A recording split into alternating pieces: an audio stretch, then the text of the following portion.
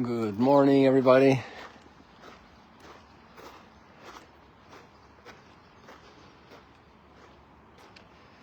We're getting quite the introduction in these 4 Sundays to the mystery of who Jesus is and how that's connected to our lives, or how he's connected to our lives. If we look up here, we can see the Mount of Beatitudes, and they're very much the point of reference this morning.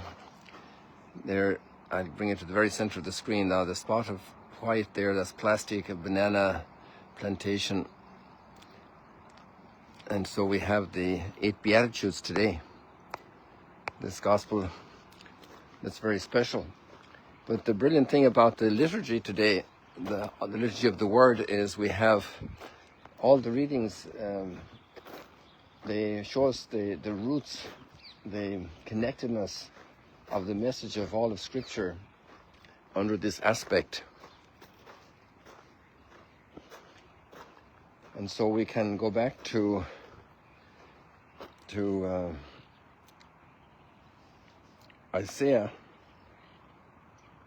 Zephaniah. Zephaniah brings us the word this morning. Seek the Lord, all you humble of the earth. Seek justice, seek humility. I will leave a people lowly and humble, who shall take refuge in the name of the Lord. And this is core thinking to the people of God. The faith in which we have been raised, or little by little brought to, and little by little grow in our entire lives. To learn to trust in God. God rest my dad, but I remember him pointing out the motto of the Kelly family. We had a copy of that on the wall at home. Torres fortis mihi Deus. God is a tower of strength to me. Which comes from the Psalms as well. And here we have in Zephaniah, trust in the Lord.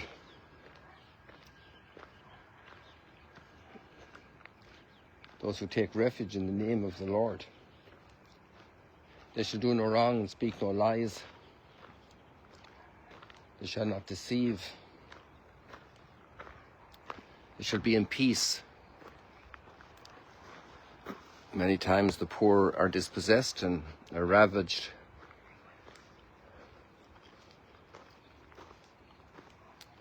So there's a mystery here of trust in the Lord even when all is taken. I'm very struck by an interview Cardinal Pizzaballa gave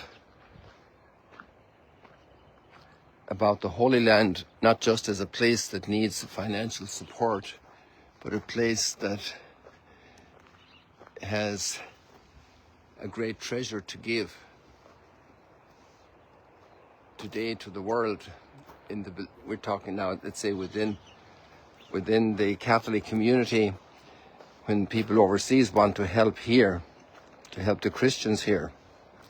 So from that point of spirit of faith, you talked about these very difficult years here, and especially thinking of the parish in Gaza that still is there, that have persevered, that don't want to leave, that don't have hatred in their hearts for all the violence they have suffered.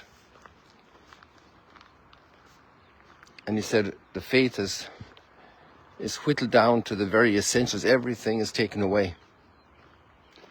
This is an example of the trust in the Lord, of the perseverance when there has been great scarcity, great need, great difficulty, and providing help for those around at the same time. Or maybe it's an experience of illness, of cancer, of failing, declining health, and trusting in the Lord. And at the end of the day, every human being, no matter how powerful, is going to be in this utter situation of utter poverty, of utter inability, of utter yielding, all power, yielding. And blessed are the poor of heart, those who trust in the Lord, the first beatitude.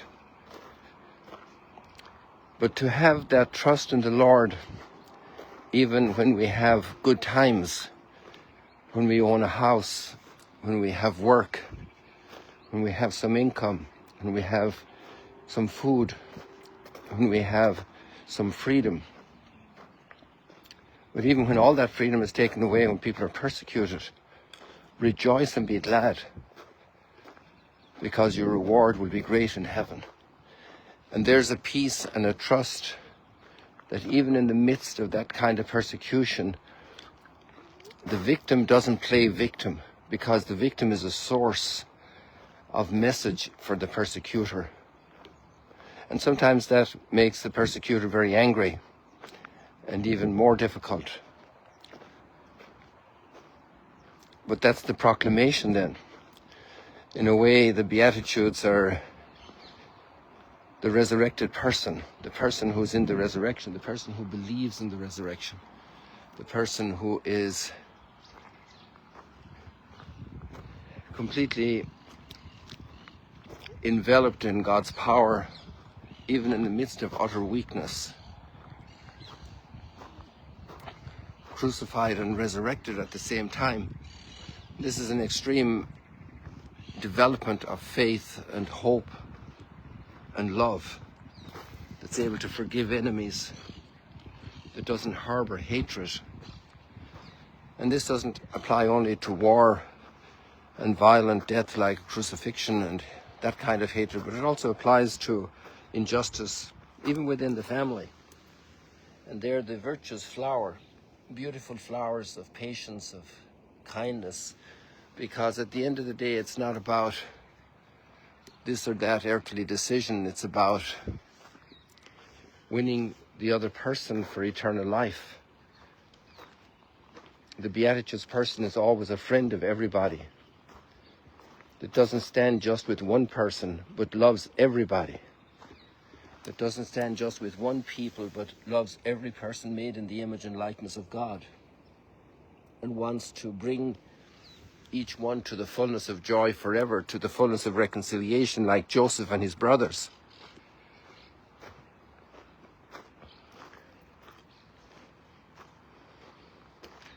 And then we have Psalm 146 plus the verse of the Beatitudes. Blessed are the poor in spirit, the kingdom of heaven is theirs, as the responsorial.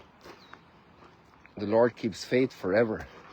Even if David breaks it, even if any of us sin, the Lord keeps faith forever. To have the trust in the Lord. The Lord sets captives free, all captives, even of death. That's why we can also die without anger, without rebellion against life and existence and circumstances that have happened to us. The Beatitudes person is not a complainer. The Beatitudes person is actually blessing God. Blessed are the poor in spirit. That person is blessing God, even if they're poor in spirit, especially if they're poor in spirit. In fact, the easiest way to bless God is when we are poor in spirit.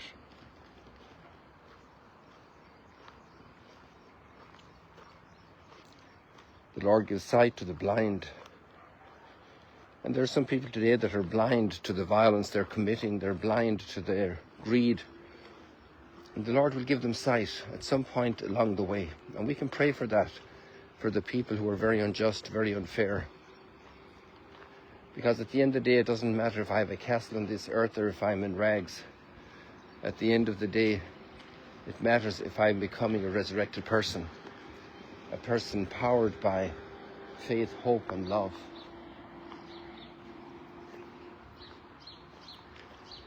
There's a beautiful image for farmers in that first reading, that they'll be able to, graze their flocks in peace with none to disturb them. Imagine an army ravaging through a country and taking all the flocks and killing them and barbecuing them to keep them going, and the poor farmers along the way are dispossessed. The fatherless and the widow the Lord sustains. With the way of the wicked he thwarts, not out of hatred for the wicked or revenge, but to bring them back. The kings of the earth make plans, but God in heaven laughs. The fatherless and the widow the Lord sustains. With the way of the wicked he thwarts. And in the letter to the Corinthians is amazing, this text we have today. But I'm going to finish here. There are a bunch of tasks today and another extra group as well coming in this morning. So God bless you. Have a blessed Sunday and this foggy morning here.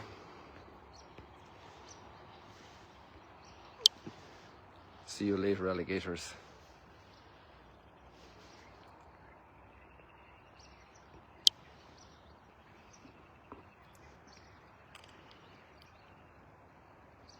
And we'll close up here with the Mount of Beatitudes as you read the Gospel there today.